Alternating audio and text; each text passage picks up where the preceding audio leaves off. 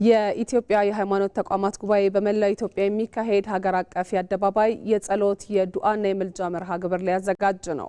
ሀገራዊ ሰላም ይበልጥ ይጸና ዘንድ ሁሉም የድርሻውን ሊወጣ እንደሚገባ የኢትዮጵያ የሃይማኖት ተቋማት ጉባኤ ጠቅላይ ጸሐፊ ሊቀ ትጉሃን ቀሲስ ታጋይ ታደለ ጠቁመዋል።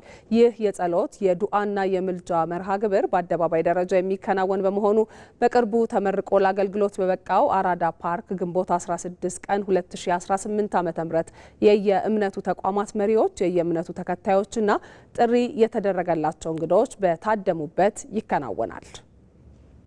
በተለይም ሀገራዊ ሰላማችንን ይበልጥ ለማጽናት በማሰብ የኢትዮጵያ ሃይማኖት ተቋማት ጉባኤ የበላይ ጠባቂ አባቶች የፊታችን ግንቦት 16 2018 ዓ.ም በአራዳ ፓርክ ሀገር አቀፍ የአደባባይ የጸሎት የዱዓ እና የምልጃ መርሃ ግብር ለማካሄድ ዝግጅታችንን አጠናቀናል ማለት ነው።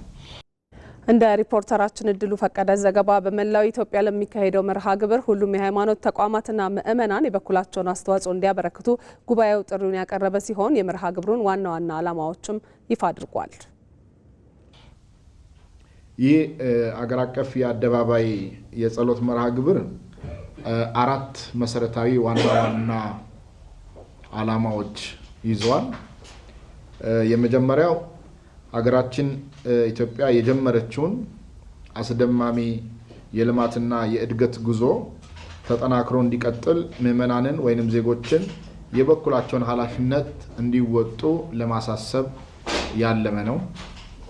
ሁለተኛው የሃይማኖት ተቋማትና መሪዎች ያላቸውን የሞራል ልዕልና በመጠቀም በሀገር ውስጥ የሚንቀሳቀሱ የተለያዩ የፖለቲካ ድርጅቶች ሰላማዊ የህዝብ ግንኙነትን ሊጎዱ ከሚችሉ ተግባራትና ቅስቀሳዎች በመራቅ ለሀገር ሰላም የበኩላቸውን ኃላፊነት እንዲወጡ ለመጠየቅ ጭምር ነው። ሶስተኛው በመርሃ ግብሩ የሚተላለፉ የሰላምና የአብሮነት መልእክቶች ለመላው የኢትዮጵያ ህዝብ እንዲዳረስ በማድረግ በዜጎች ስነ ልቦና ላይ አዎንታዊ አመለካከት ይበልጥ መገንባት እንዲቻል ነው። አራተኛውና የመጨረሻው ከሁሉ በላይ ብሔራዊ ጥቅማችንን እንዲጠበቅ እና ሰላም እንዲጸና የፈጣሪ ገዛ እዝነትና ጸጋ እንዲበዛልን የሰላምና የአብሮነት ጸሎት ማካሄድ ናቸው።